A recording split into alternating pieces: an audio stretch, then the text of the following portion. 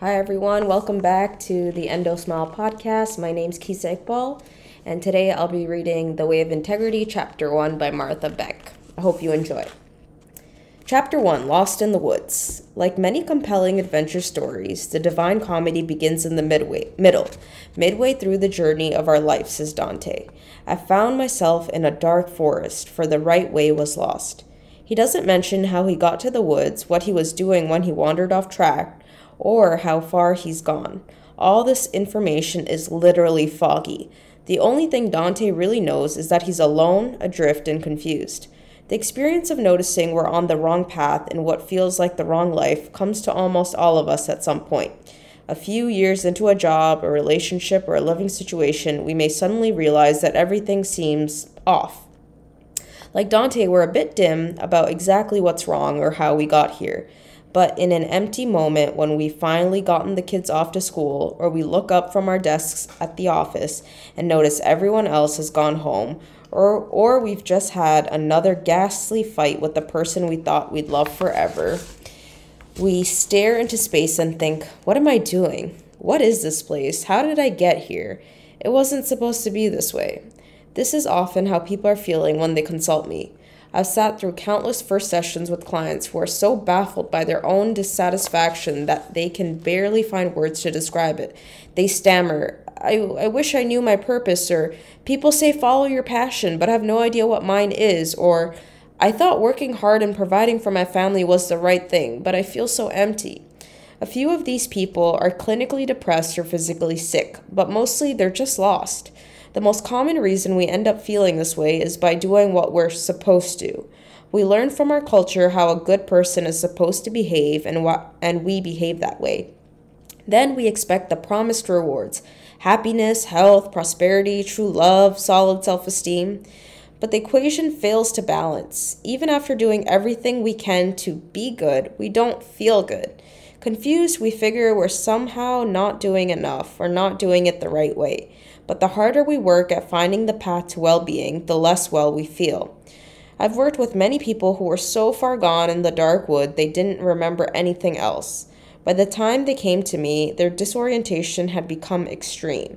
There was Jim, the physician who grew more and more repulsed by the thought of touching people until he finally had to close his practice. Or Evelyn, the magazine editor who, though a ravenous bookworm at home, gradually lost the energy to track simple paragraphs at work.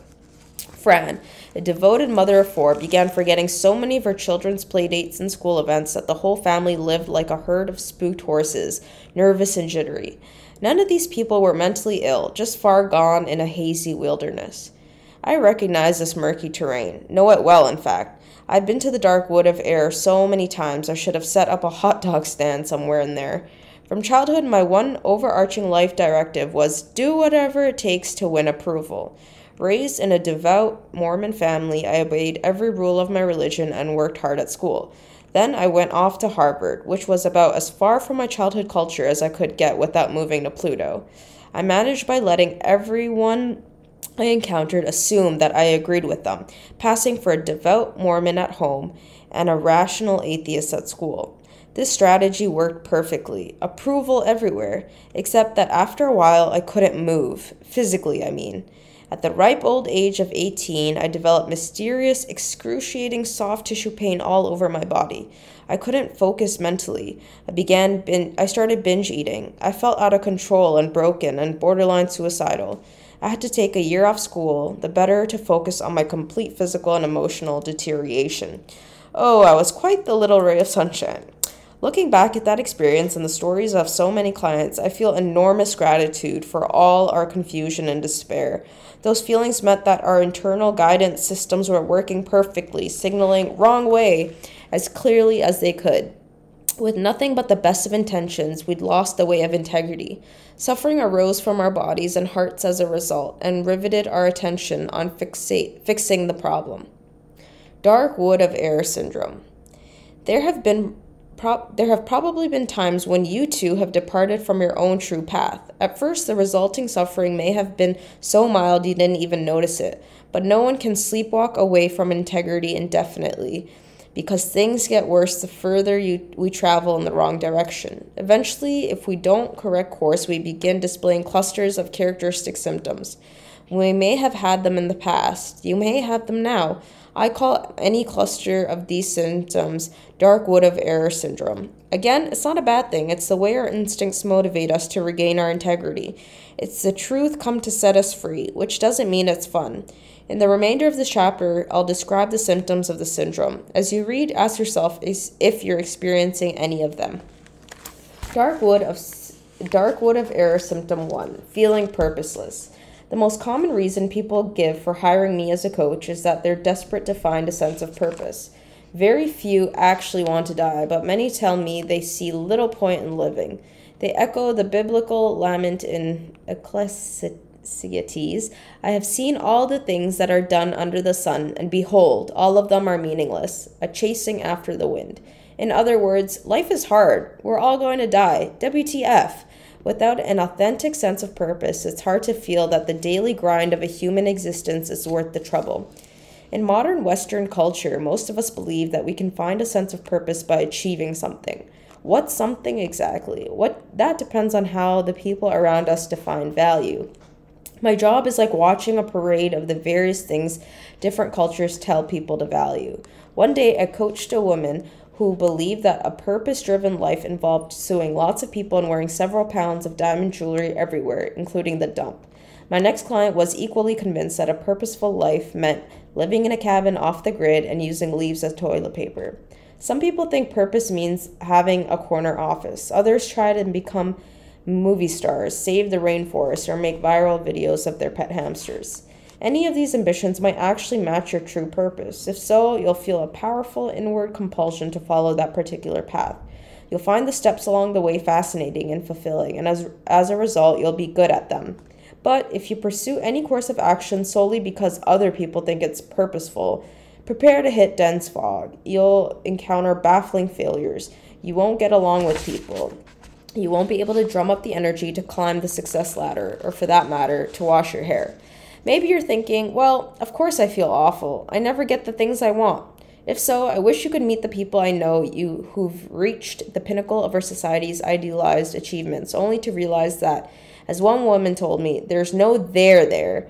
I thought there was a position in the world that would make me feel good, but I got to that position and didn't find anything that made me happy. It all seemed pointless. So I won an Olympic gold, one client told me. And as I climbed down from the podium, the only thought I could think was, what the heck do I do now? It was awful, absolutely terrifying. It was like death, the worst feeling I'd ever had. A hardworking author said, after a lifetime of trying, I finally had a book hit #1 on the New York Times bestseller list. It made me really happy for about 10 minutes. Our sense of purposelessness doesn't disappear in the face of culturally defined achievements. It remains a persistent, goading force, a biting fly that won't stop buzzing around our heads until we begin pursuing goals that truly fulfill us. In other words, following the way of integrity. And if the whine and the sting of purposelessness isn't enough to shake us out of our sleepwalking, our subconscious minds will up the ante. They'll summon the megafauna, the mental wild beast we call mood states. Dark wood of error symptom 2, emotional misery. As if being lost weren't bad enough, carnivorous beasts attack Dante in the dark wood of error. The first is a ravenous leopard whose appetite can never be satisfied. Next comes a lion so terrifying, Dante said, it seemed the air was afraid of him. Then he sees a wolf, the sight of which makes him so sad he weeps in all his thought and his despondent. Neediness, panic, depression. Welcome to a few of the emotional states that may jump you as you wander through the dark wood of error. When I stray from my integrity, the mood monsters rear up almost immediately. One step away from my truth, I feel grasping, nervous, and morose. If I don't correct course, those feelings quickly escalate to clinginess, terror, and despair. Thank heavens, without such ferocious attacks, I might still be following the self-contradictory ideals that made me such a loyal mess at age 18. Whenever you lose your integrity, you'll feel your own unique brew of bad moods depending on your personality.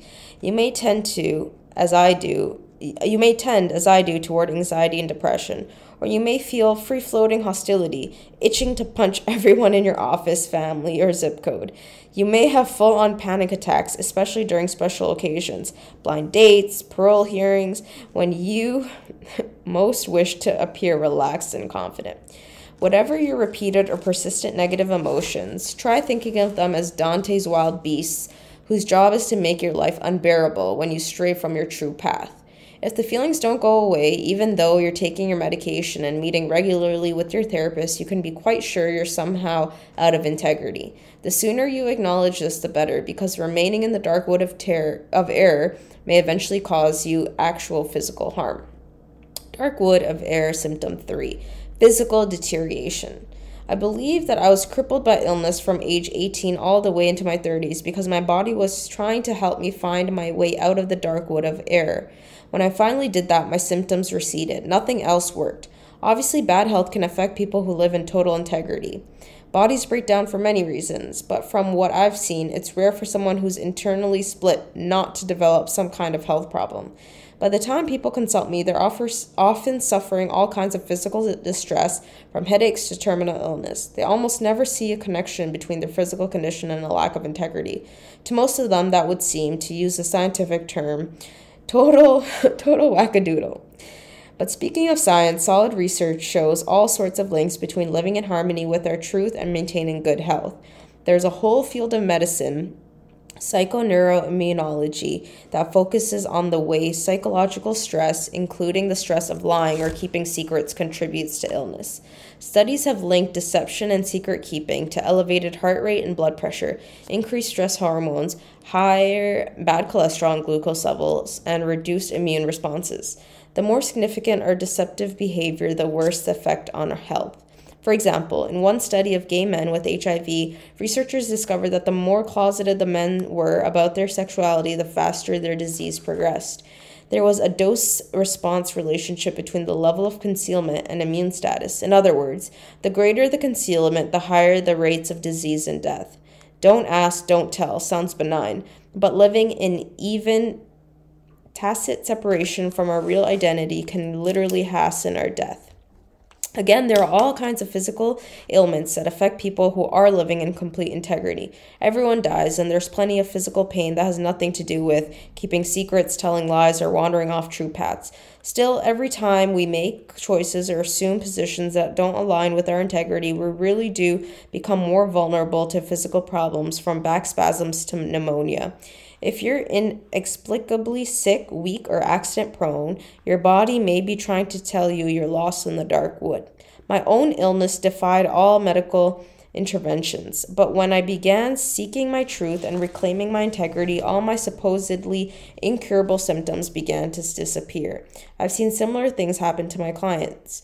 When you come into integrity, there's a solid chance it will happen to you.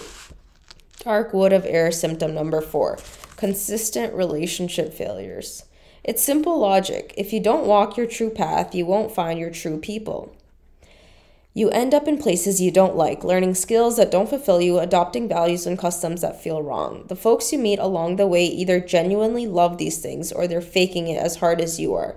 Either way, your connection with them will be artificial. You'll send out a pretend personality to meet other, potentially pretend personalities, creating nothing but pretend relationships. I'll never forget one wealthy, beautiful celebrity who confided to me after attending yet another glamorous party. I'm exhausted by my own hypocrisy.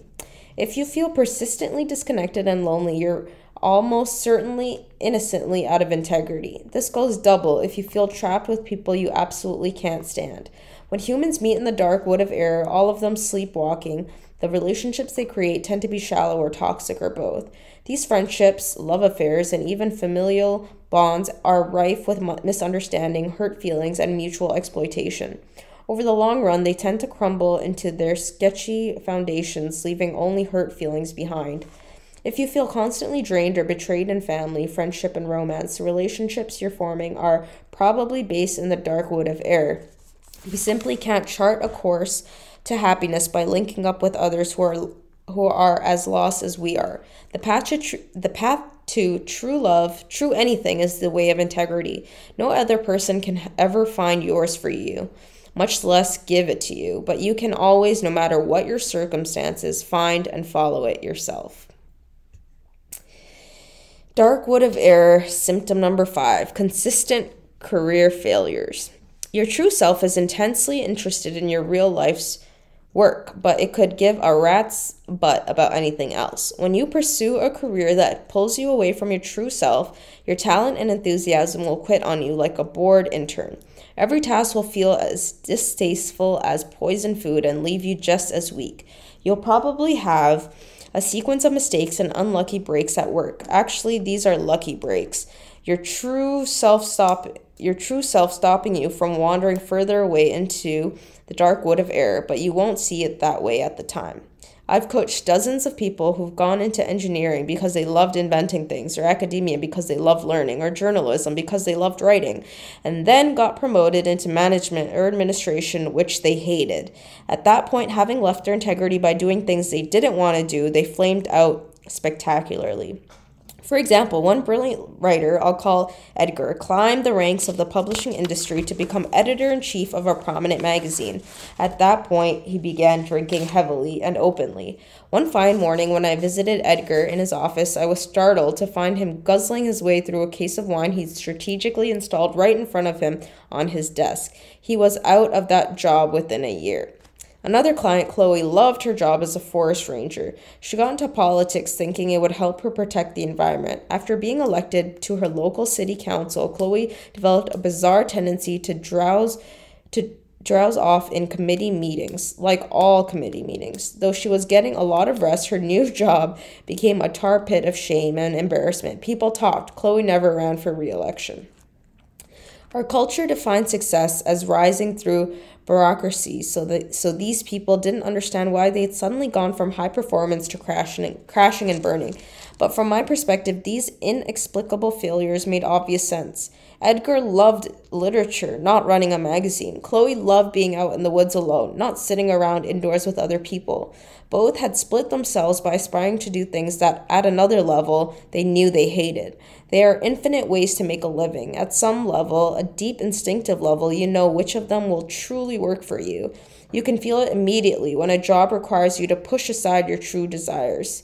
Your awareness of your true career path may be buried deep under layers of acculturated false beliefs, but it's still there, like a flower trying to grow through toxic sludge.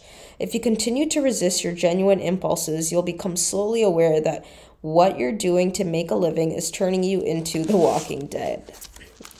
Dark wood of error, symptom number 6. Bad habits you can't break. As you can see, the dark wood of error, comment CD sucks. So it's no surprise that when we're in there, we often grope for something to ease the pain. I'm a huge fan of better living through chemistry, and I will cheer lavishly when you use helpful medications under the supervision of your doctor. But many of us dark wood denizens often go a step or a mile further along the psychopharmaceutical path. We hanker constantly for just a little more mood-altering something.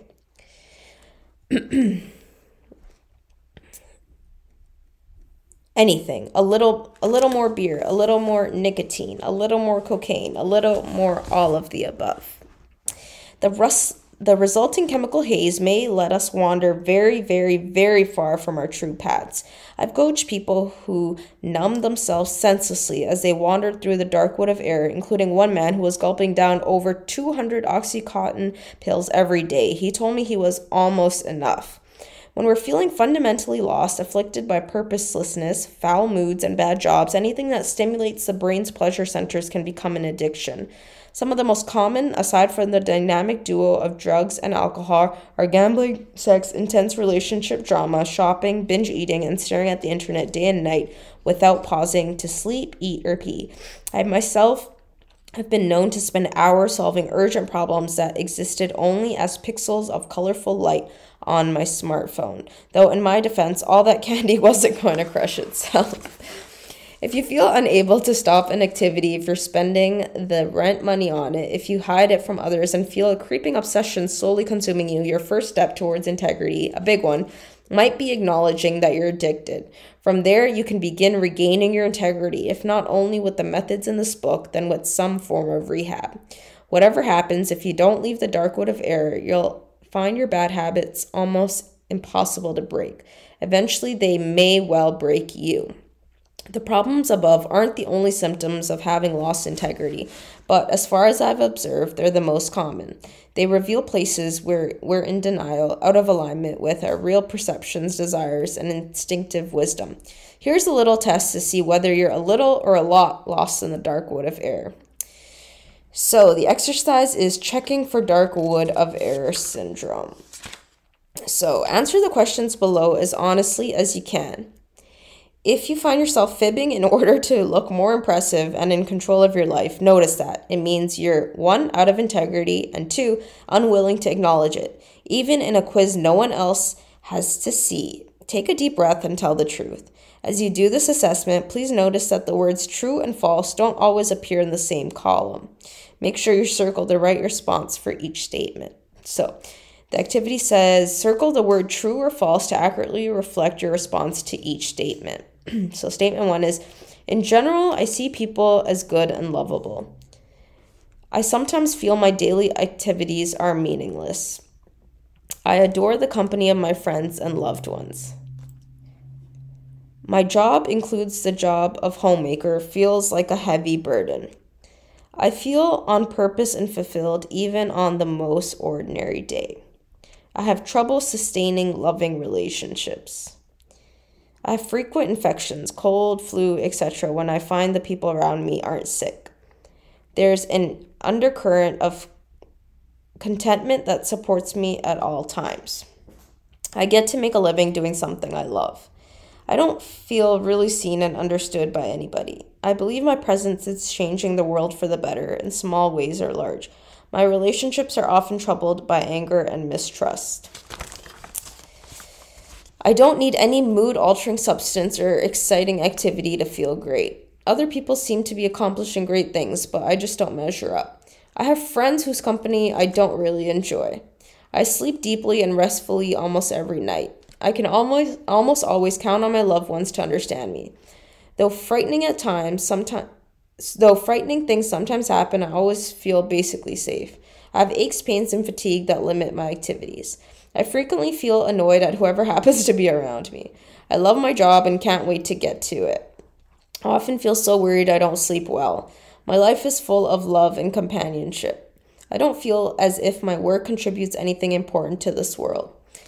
Even when people around me get sick, I almost always stay healthy. I often feel an underlying sense of sadness or despair. I believe everyone's essence is basically good. I feel angry even when I'm alone. Scoring. So count the words you circled in column 1, the left-hand column. Write them out here. Okay. So 12.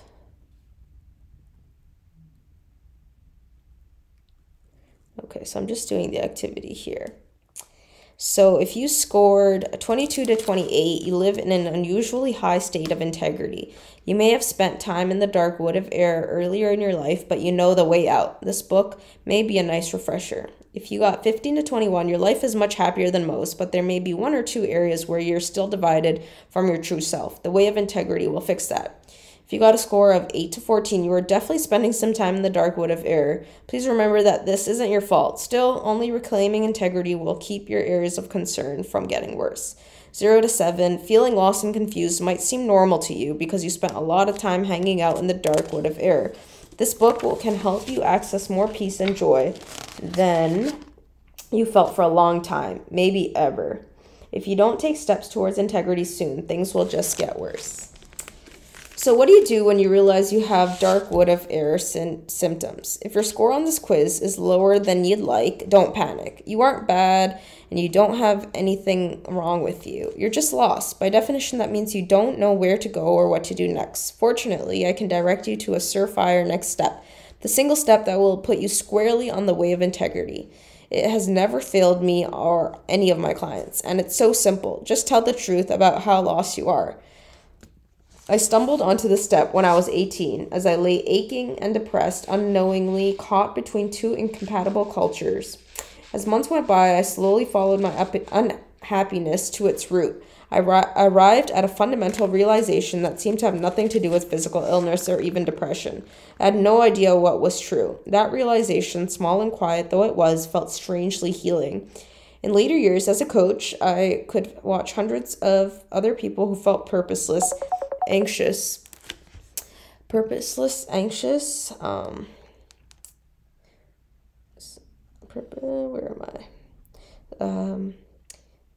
anxious, angry, despairing, sick, lonely, or addicted sink into the truth. I am completely lost, as if it were the embrace of a loving parent. This makes no sense to the ego, which always wants to feel righteous and in charge.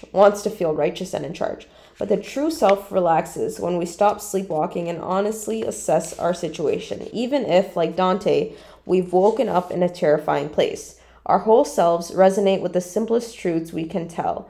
I don't like this place. I don't know how I got here. I'm frightened. Here's another exercise, finding integrity in the dark wood. Here's a simple exercise that will put your feet squarely on the way of integrity, no matter how lost you may feel. Below, you'll find a list of simple statements. Your job is to say them out loud. Whisper them privately, proclaim them to a friend, shout them out at the next telemarketer who interrupts your day, and just for a moment, as you say each sentence, tentatively accept that it might be true. Now here's the important part. As you speak each sentence, feel what happens inside you. Your pride may sting. Your inner critic may put its back up like a startled cat. But does your body relax a little despite the apparent negativity of a given statement? Does your breath deepen? Do you feel a battle easing in your gut, your heart, your head? Just notice this. Don't worry about what comes next. Okay, go.